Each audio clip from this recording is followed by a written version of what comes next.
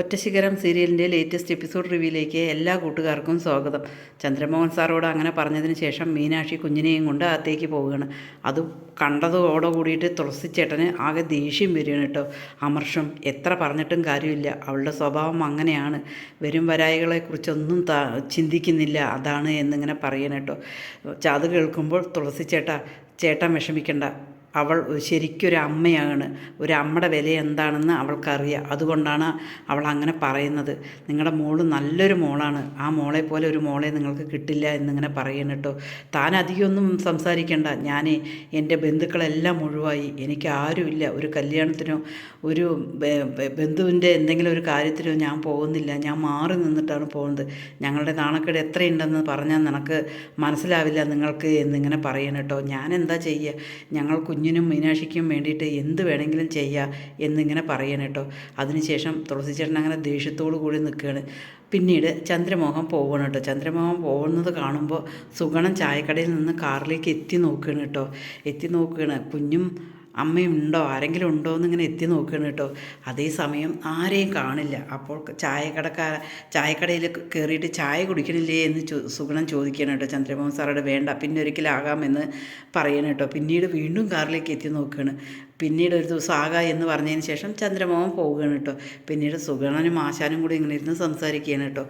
പൈസൻ്റെ ഡീലല്ലേ, ചിലപ്പോൾ പൈസ കൊടുത്തത് പോരായിരിക്കും, അങ്ങനെ എന്തെങ്കിലും ആയിരിക്കും എന്നിങ്ങനെ പറയുമ്പോൾ അത് ശരിയാ, ആ തുളസിച്ചേട്ടനൊരു പ്രത്യേക ടൈപ്പാണ് എന്നിങ്ങനെ പറയണം കേട്ടോ.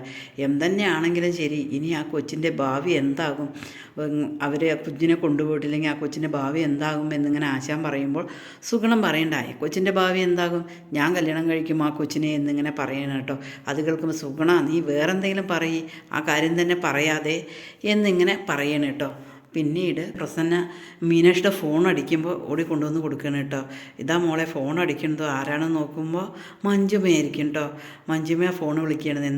എന്താ വിളിച്ചത് എന്ന് ചോദിക്കുന്നത്. സാറ് വന്നില്ലേ എന്നെല്ലാം ചോദിക്കുകയാണ്.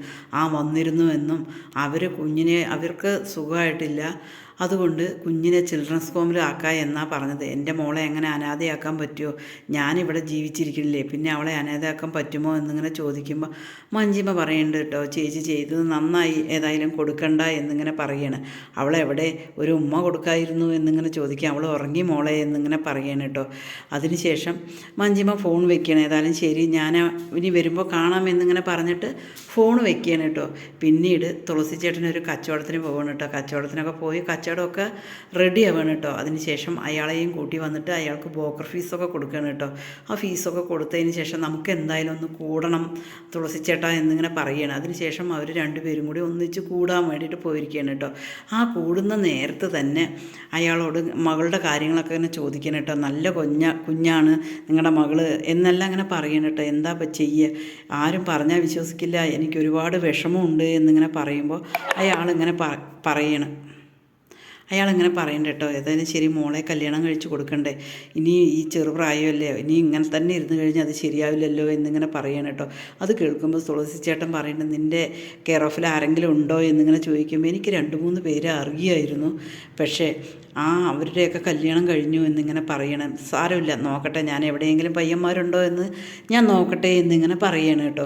പിന്നീട് കാണിക്കുന്നത് നമ്മുടെ തുളസിച്ചേട്ടൻ എങ്ങോട്ടോ പോകാൻ നിൽക്കുമ്പോൾ കല്ലുമോൾ അവിടെയൊക്കെ മൂത്രം ഒഴിച്ചിട്ടുണ്ടാകും കേട്ടോ. ആ മൂത്രം ഒഴിച്ചത് കണ്ടിട്ട് തുളസിച്ചേട്ടൻ ദേഷ്യത്തോടു കൂടി ഇങ്ങനെ പറയും കേട്ടോ, 9 മാസമൊക്കെ ആയ കുഞ്ഞാണ്, ഇത് വഴി നീളം വൃത്തിയും വെടുപ്പും ഇല്ലാതെ മൂത്രം ഒഴിച്ചിരിക്കുന്നു, ഞാനൊരു വഴിക്ക് പോകാൻ നിൽക്കുന്നതാണ് എന്ന് പറയും.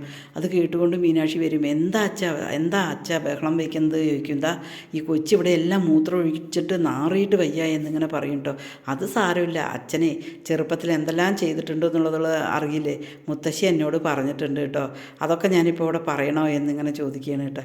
അച്ഛൻ ചെറുപ്പത്തിൽ ചോറ് ഉണ്ണണ പാത്രത്തിലടക്കം മൂത്രം ഒഴിച്ചിട്ടില്ലേ എന്നിങ്ങനെ ചോദിക്കുമ്പോൾ തുളസിച്ചേട്ടന് അങ്ങനെ ദേഷ്യം വരികയാണ് കേട്ടോ. ഏതായാലും ശരി, നീ നിൻ്റെ കൊച്ചിനെ നേരെ വണ്ണം നോക്കിക്കോ എന്ന് പറഞ്ഞ് ആ മൂത്രത്തിൻ്റെ അപ്പുറം തന്നെ മറികടന്നിട്ട് തുളസിച്ചേട്ടൻ പോവുകയാണ് കേട്ടോ. അത് കേൾക്കുമ്പോൾ മീനാക്ഷി പറയുന്നുണ്ട് കേട്ടോ, ഏതായാലും ഞാൻ കല്ലുമോളോട് ബാക്കി കാര്യങ്ങൾ പറയാം എന്നിങ്ങനെ പറയണം കേട്ടോ. പിന്നീട് കാണിക്കുന്നത് ആ ബ്രോക്കർ ഒരു വലിയൊരു വീട്ടിൽ പോവുകയാണ് കേട്ടോ. ആ വീട്ടിൽ പോയി കോളിംഗ് ബെല്ല് അടിച്ചിട്ട് ഒരു മേഡം ഇങ്ങനെ വരികയാണ് കേട്ടോ. അതിന് ശേഷം പറയുകയാണ്, ഞാനൊരു പെൺകുട്ടിയെ കണ്ടിട്ടുണ്ട് നിങ്ങളുടെ രണ്ടാമത്തെ മോന് വേണ്ടിയിട്ട്.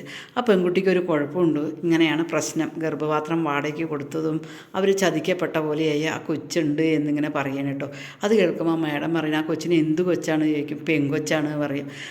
പിന്നെ എന്തായാലും ഞങ്ങളുടെ മകൻ്റെ കാര്യം അറിയില്ലേ, അവൻ്റെ ഭാര്യയെ വിട്ടിട്ട് പോയതാണ്, അതുപോലൊരു പ്രശ്നം വരരുത്, ഏതായാലും ശരി ഞങ്ങൾക്ക് ആ കൊച്ചിനെ ഒന്ന് കാണണം എന്നിങ്ങനെ പറയണം കേട്ടോ. അതിനുശേഷം ആ മേഡം ആ ബ്രോക്കറുടെ കയ്യിൽ ഒരു 2000-3000 രൂപ കയ്യിൽ വെച്ച് കൊടുക്കണം കേട്ടോ. അതിനുശേഷം എന്തായാലും ശരി അവർ മീനാക്ഷിയെ കാണാൻ വേണ്ടി വരികയാണ്.